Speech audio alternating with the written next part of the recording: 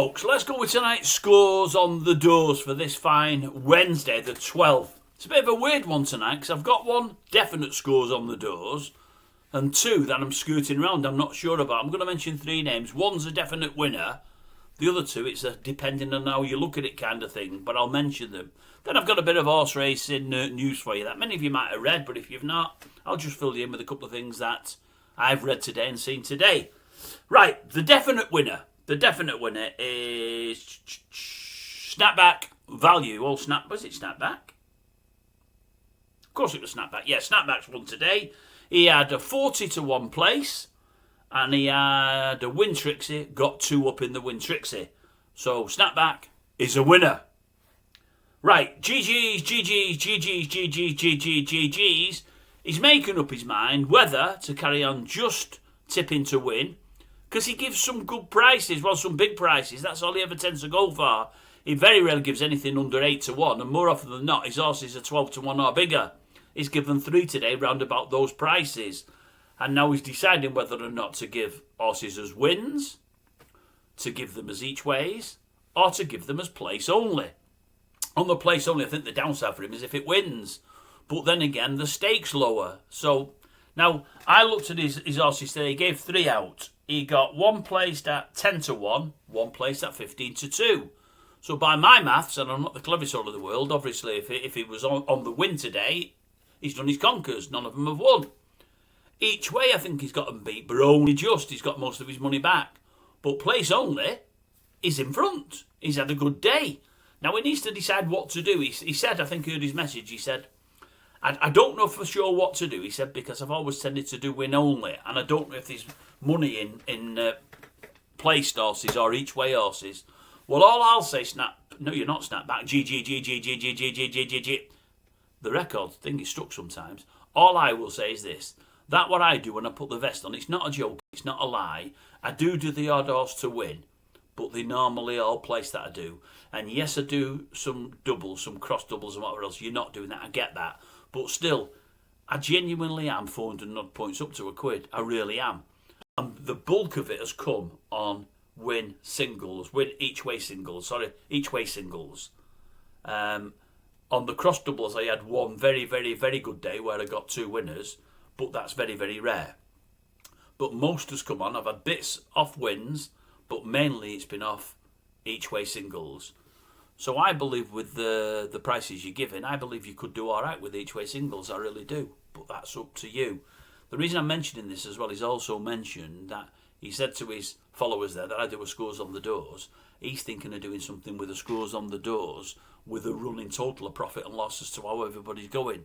I've got no problem with him doing that at all. If he wants to do that, that'd be grand. He says he's got the time, but he doesn't know if he's got the inclination.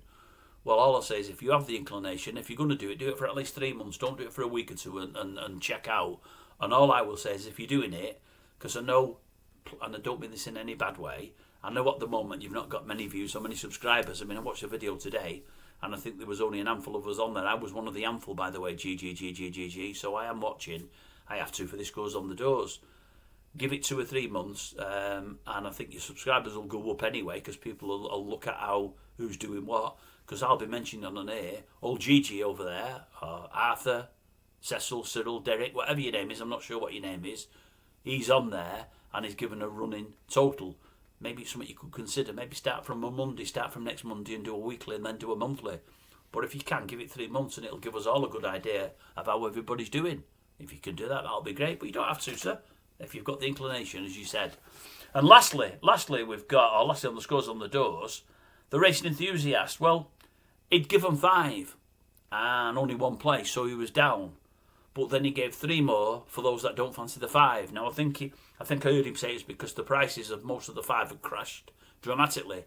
So he gave 3 others. Now of the 3 others, one won at 9-2, 1 placed at 18-1, and 1 came nowhere. If you did just the 3, you're well in front. If you did all 8, you're probably not, I wouldn't imagine. But if you picked odd ones from amongst them, you could still be in front. Now, it's hard for me to say the Racing Enthusiast has won today when he's given 5 and only one's placed at 6-1. He might give a bigger price, but it was only 6-1. So, technically, he's lost. But, although it's been done in a different way, when he's given the other 3 and said, look, these are for those that don't fancy them, do I base it on just the 3? I'd obviously have to bring the 5 in because that's what he did first. So then I'm thinking, do I base it on the 8? It's difficult for me. I don't really know what to do. So all I will say is, if you bet the first 5, you've done your conkers. If instead of the first 5, you've done the second 3, you're quitting, you'll be over the moon. If you've done all 8, you've probably still lost, but not as much. And if maybe you got really lucky and did the one placed horse out the first 5 and the place and the winner out the next 3, you're well in. But nobody will have done that. Right, so that's where we are for the scores on the doors. I've managed it to get 5 minutes. I've not meant it to. I've not tried it to.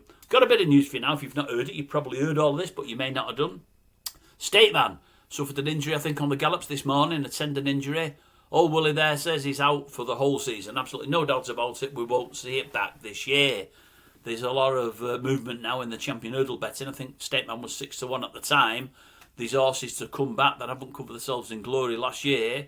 And there's the young brigade coming up from novice to... So it's all in a state of flux at the moment. Nobody knows quite what is happening with the champion hurdle market. Going to hurdlers, the Fighting 50s at the end of this month at Newcastle. And if everybody turns up, it's going to be an absolute Bobby Dazzler. They won't all turn up. But if they did, the ones at the top of the market will make it an absolute cracker. Listen to this. Listen, who says that? Someone says that. Listen to this. Constitution Hill. Yes, we know it's got to come back. But assuming it's anywhere near, you think it'd have a chance. The new one. The big new kid on the block. The new one. Not the new one. I've got it wrong. The new lion. The new one. It's Twisted Dave, isn't it? The new lion. The skeleton animal. The new lion. Lou Lambert. Novice. May be moving up to hurdles, but I did read only yesterday that Nicky Henderson said it's almost certainly going to go chasing. It's been schooling absolutely fantastically. He loves the way it's schooling. So I'm guessing Lou Lambert may be in there to contest the Fighting Fifth if Constitution doesn't make it. And then they might send it fencing. I don't know. I'm only guessing. I've not been told that. I'm just guessing. Then we've got 2 from Willie. Obviously, we've not got Stateman in there. We've got Cargisi. Is it Cargisi? Cargisi in there. I think won at Cheltenham last year. Won some big races coming out of Novice Company. And also Amsterdam. Amsterdam's the animal that came from France. Won 2 in France. Won 2 over here. And won very, very well. And they were talking up last year as to this year's possibly big champion hurdle contender from the stable. If all those turned up, what a race we're going to have. And there's about 4 or 5 other good animals in there. Not to the heights that these have hit, but good animals. I've noticed this weekend, and I didn't know this, I mean, Navan's on this weekend. I've not seen any early decks and whatever else. I've not seen them at all, but I believe we may be getting, I believe they declared, Copec de Bourg, Final Demand and Marine Nationale all declared for this weekend at Navan. If they all hit, they'll be worth watching. I'll be watching them. Don't worry about that. The season really will be clicking into gear if they turn up. And lastly, some sad news for those that didn't know it. Brian Rouse, old jockey Brian Rouse has died. He's one from the past, one from my early days of betting.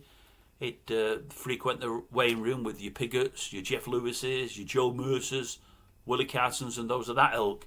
Brian's died over the last couple of days, aged 84. 84. They say he came to racing pretty late, or came earlier, left it, went doing a bit of electrician work as an electrician, then came back late. Won many, many big handicaps, many big races. His highlight was the one classic he won, Quick as Lightning for John Dunlop, the 1,000 guineas, Quick as Lightning. He was 40 at the time.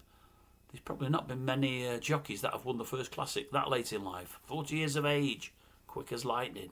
Do remember the name, do remember the horse, don't remember it that well, because my memory's just not great. But Brian Rouse sadly died.